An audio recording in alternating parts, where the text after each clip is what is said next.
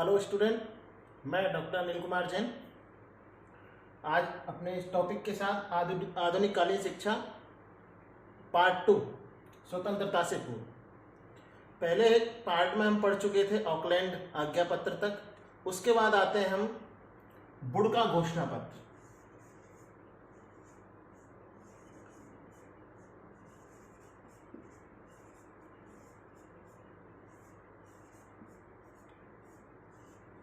वुडका घोषणा पत्र 1854।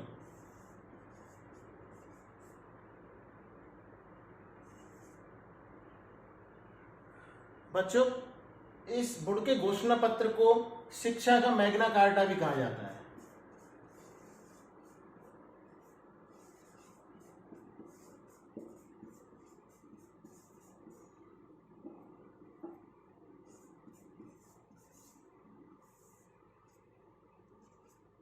शिक्षा का मैग्ना कार्टा भी कहा जाता है। शिक्षा का मैग्ना कार्टा इसलिए कहा जाता है क्योंकि इसमें शिक्षा के लिए नवीन लक्ष्य निर्धारित थे। इसमें बहुत सारे ऐसे लक्ष्य थे जो कि नवीन थे, नए थे, और जो बोर्ड ऑफ कंट्रोल के जो प्रधान थे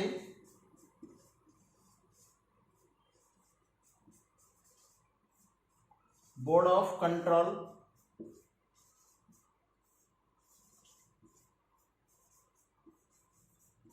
के प्रधान थे, उनका नाम था चार्ल्स वुड। पूरा नाम है इनका।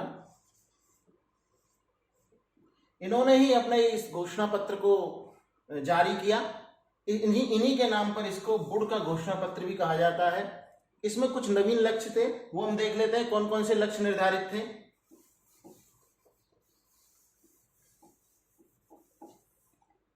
इनके इन लक्ष्यों में यह था कि इन्होंने बताया कि शिक्षा का जो लक्ष्य होगा, शिक्षा का लक्ष्य इनके अनुसार इस घोषणा पत्र में यह था कि शिक्षा का जो लक्ष्य होगा वो अंग्रेजी साहित्य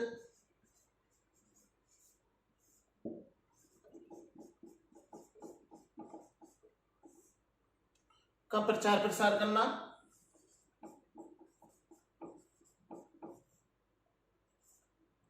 दूसरा लक्ष्य था कि जो शिक्षा है वो अंग्रेजी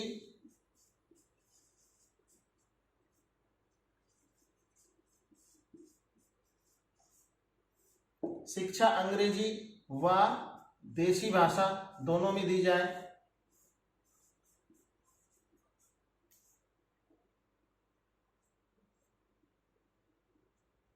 शिक्षा जो दी जाए वो अंग्रेजी और देशी भाषा दोनों में दी जाए। पाठ्यक्रम में इनके अनुसार ये था कि जो पाठ्यक्रम है उसमें भारतीय संस्कृति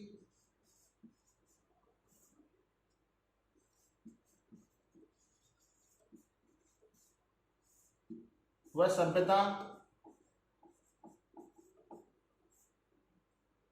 भारतीय संस्कृति व सभ्यता का ध्यान रखा जाए।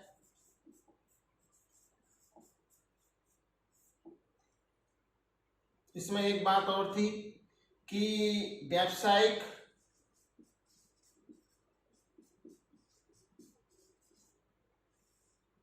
व स्त्री शिक्षा पर भी इसमें बल दिया गया।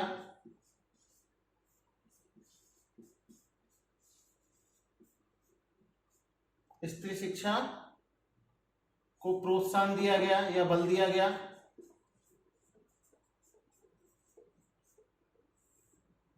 इसमें एक बात और कही गई थी कि उच्च शिक्षा के लिए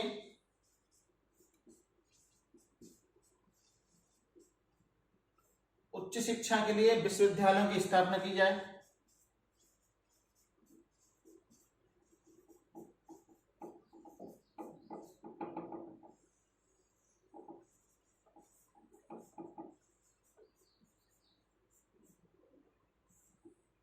एक बात और की गई थी इसमें कि जन शिक्षा विभाग की स्थापना की जाए।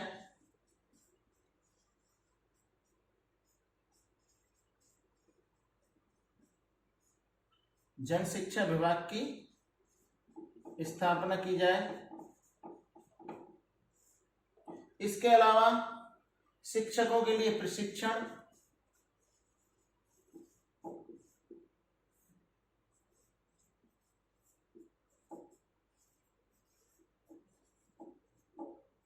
शिक्षकों के लिए प्रशिक्षण पर भी बल दिया गया कि प्रशिक्षण हो।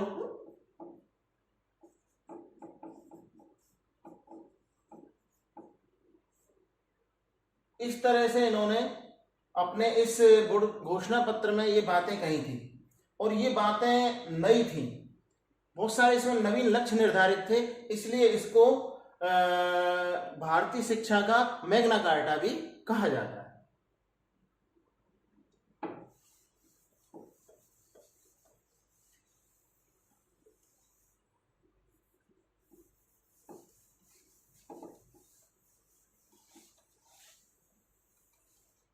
इस घोषणा पत्र में बहुत सारी बातें थी, लेकिन कहीं ना कहीं वो क्रियान्वित सही तरह से नहीं हो पाई। इसके बाद एक कमीशन और आया, उसको कहा गया हंटर कमीशन।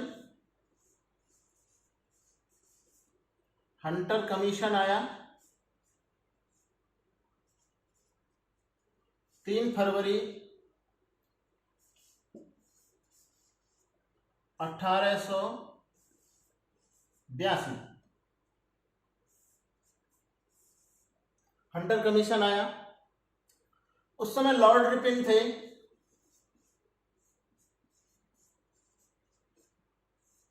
उन्होंने प्राथमिक शिक्षा हेतु प्रथम भारतीय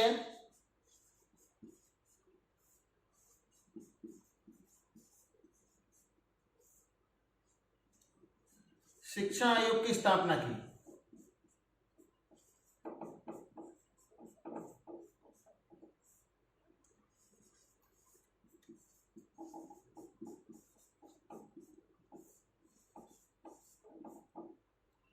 लॉर्ड रिपिन ने प्रथम भारतीय शिक्षा आयोग की स्थापना की 3 फरवरी 1882 और इसके जो अध्यक्ष बनाए गए थे वो थे हंटर। किसको बनाया गया था? हंटर। पूरा नाम था विलियम हंटर।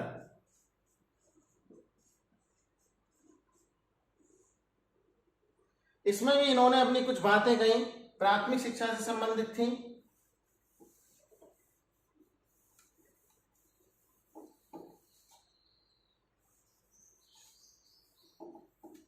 इसमें यह था कि जो प्राथमिक शिक्षा है वो व्यवहारिक हो।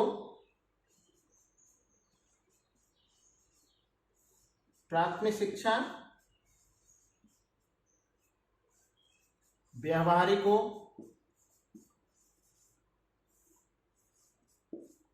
कैसी होनी चाहिए? व्यवहारिक होनी चाहिए। प्राथमिक शिक्षा है वो देसी भाषा में हो।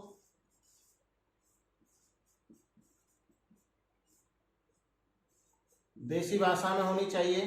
इसके अलावा जो शिक्षा के हिसाब से जो पिछड़े इलाके थे वहां पर शिक्षा विभाग की स्थापना हो।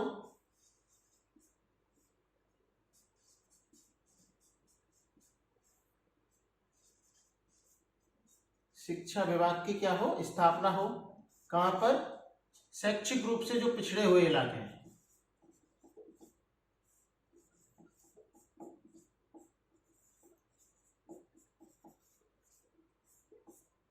शिक्षा विभाग की स्थापना हो। इसमें यह कहा गया था कि जो धार्मिक शिक्षा है उसको प्रोत्साहन नहीं दिया जाए। धार्मिक शिक्षा को प्रोत्साहन नहीं दिया जाए।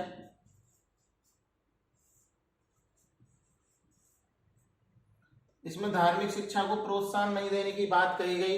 इसके अलावा जो बालिका है, बालिकाओं के लिए इन्होंने सरल पाठ्यक्रम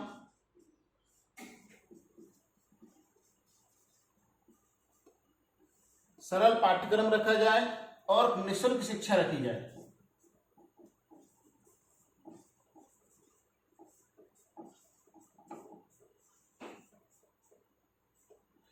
सरल पाठ्यक्रम हो और निःशुल्क शिक्षा हो।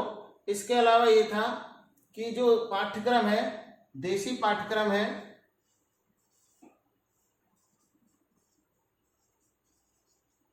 उसमें कोई परिवर्तन नहीं किया जाए। हम कह सकते हैं देसी पाठ्यक्रम को यथावत रखा जाए।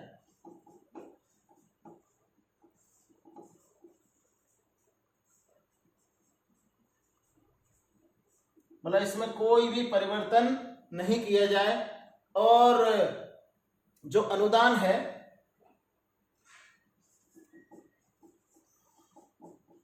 अनुदान दिया जाए, लेकिन अनुदान देने का था कि जो छात्र शिक्षक अनुपात है उस हिसाब से अनुदान दिया जाए। छात्र शिक्षक अनुपात के आधार पर विद्यालयों में अनुदान दिया जाए। इस तरह से इन्होंने अपनी बातें रखी अपने इस कमीशन में। बातें बहुत अच्छी थी, लेकिन इनका भी क्रियान्वयन सही से नहीं हो पा रहा था, सही तरीके से नहीं हो पा रहा था। इसके बाद एक विधेयक आया जिसको हम गोखले विधेयक कहेंगे। गोखले विधेयक 1911। ये गोपाल कृष्ण गोखले जी थे, उन्होंने अपना एक विधेयक प्रस्तुत किया, क्योंकि जो बातें रखी जा रही थी वो सही से क्रियान्वित नहीं हो पा रही थी। गोखले ने भी अपनी विधेयक में बहुत सारी बातें कही, जैसे कि प्राथमिक शिक्षा अनिवार्य हो। प्राथमिक शिक्षा क्या हो? अनिवार्य हो, मतलब सभी के लिए होनी चाहिए। इसके अलावा ये था कि गरीब बच्चे थे,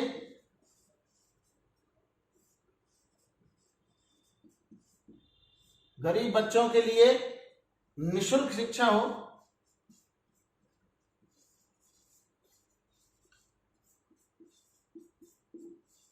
इसमें लड़का लड़की दोनों शामिल थे, और गरीब का मतलब था जिनके माँ बाप की आय बहुत कम थी, उनके बच्चों के लिए निःशुल्क शिक्षा हो।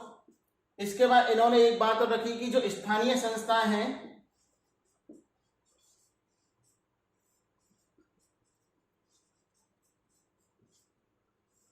वो शैक्षिक कर वो प्राथमिक विद्यालयों का संचालन वो आसानी से कर सकती हैं, प्राथमिक शिक्षा का संचालन करें।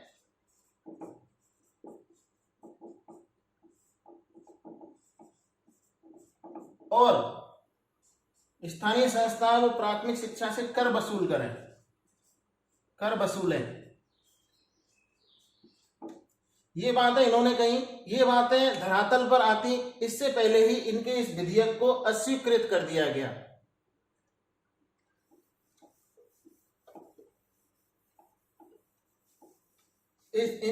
इसके बाद एक समिति का गठन हुआ जिसको कहते हैं हरटॉन्ग समिति।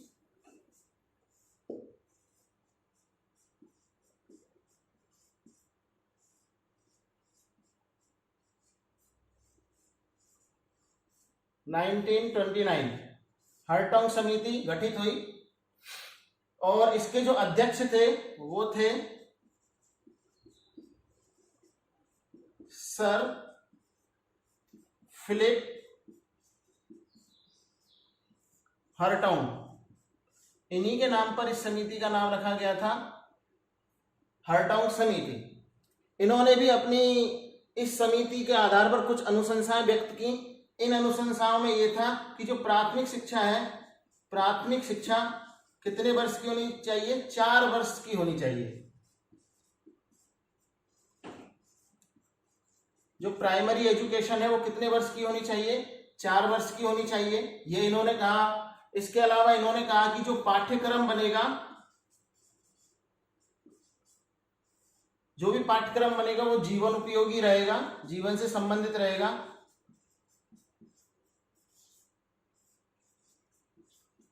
एक बात इन्होंने और कही थी कि माध्यमिक व उच्च शिक्षा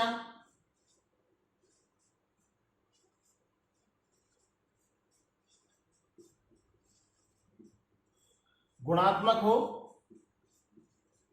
माध्यमिक और उच्च शिक्षा कैसी होनी चाहिए?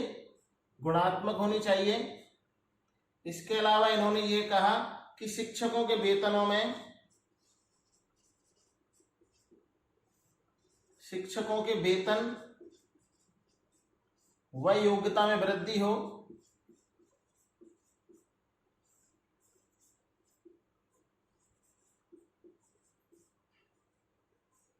शिक्षकों के वेतन व योग्यता में क्या हो, वृद्धि हो,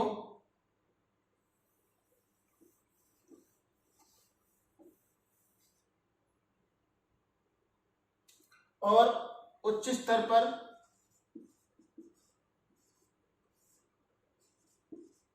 पुस्तकालय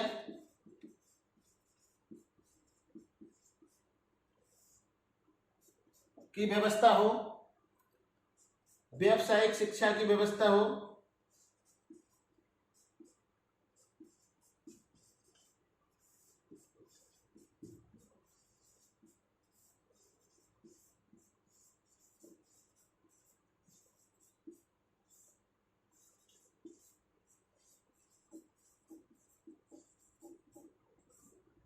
अपनी इस समिति में इन्होंने ये अनुशंसाएं की कि ये चीजें होनी चाहिए। इसके अलावा विद्यालय सत्र, विद्यालय का जो सत्र है वह अवकाश है वो स्थानीय आवश्यकता अनुसार होने चाहिए।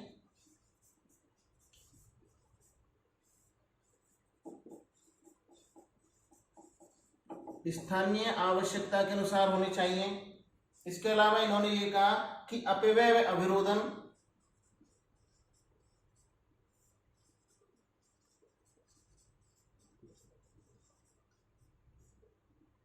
अपव्यय व अवरोधन ये क्या है कि ये प्राथमिक शिक्षा की क्या थी, समस्या है, ऐसा भी इन्होंने माना।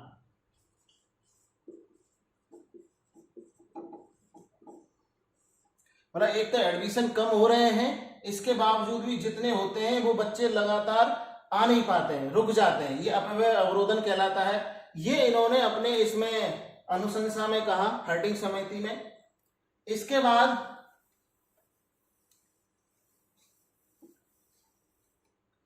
बेसिक शिक्षा,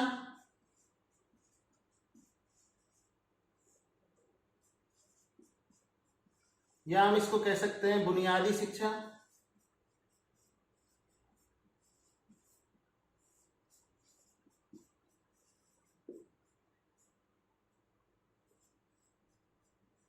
बेसिक शिक्षा या बुनियादी शिक्षा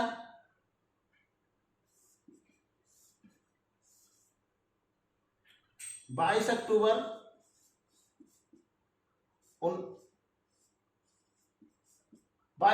1937 को वर्धा में एक शिक्षक सम्मेलन हुआ।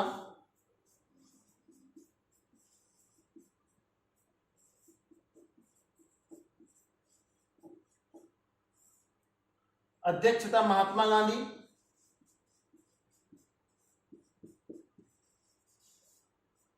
वहां पर एक वर्धा शिक्षा सम्मेलन हुआ और वहीं पर ही, उसी जगह पर ही बेसिक शिक्षा की आधारशिला रखी गई।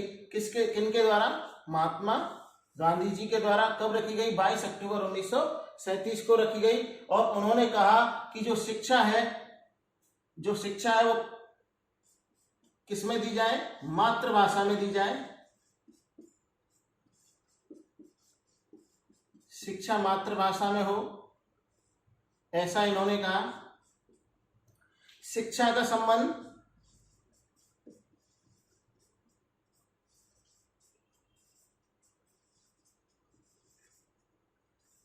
इन्होंने कहा कि शिक्षा का संबंध किससे होना चाहिए? जीवन से होना चाहिए।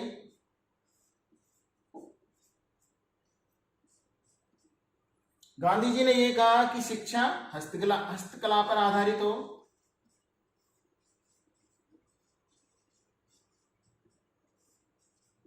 हस्तकला पर आधारित हो। पाठ्यक्रम में गणित, कढ़ाई बुनाई, सिलाई, विज्ञान, भारतीय भाषाएं, कला शामिल होनी चाहिए। और इसके अलावा इन्होंने ये कहा कि जो शिक्षण है वो क्रियात्मक होना चाहिए। शिक्षण क्रियात्मक होना चाहिए। ये था बच्चों आधुनिक कालीन शिक्षा स्वतंत्रता से पूर्व की कहानी। ब्रिटिश लोग आए, हालांकि उन्होंने अपनी अंग्रेजी भाषा का बहुत ज्यादा प्रभाव छोड़ा। हम कह सकते हैं कि उनके आने से कुछ फायदा भी हुआ, जैसे कि रेल यान में रेल संचालन हुआ, प्रेस, रेडियो। इसके बाद हम कह सकते हैं राष्ट्रीय एवं लोकतंत्र की भावना का भी विकास हुआ और शैक्षिक प्रसार भी बढ़ा। हम कह सकते हैं कि इससे प्रगति भी हुई, भारतीय भाषाओं के विकास में भी वृद्धि हुई। तो इनके आने से कहीं ना कहीं शिक्षा में विकास तो हुआ है। ये था हमारा टॉपिक आधुनिक कालीन शिक्षा स्वतंत्रता से पूर्व। अब आगे हम आते हैं आधुनिक कालीन शिक्षा स्वतंत्रता के पश्चात। ये हम पढ़ेंगे अगले टॉपिक में। नमस्कार।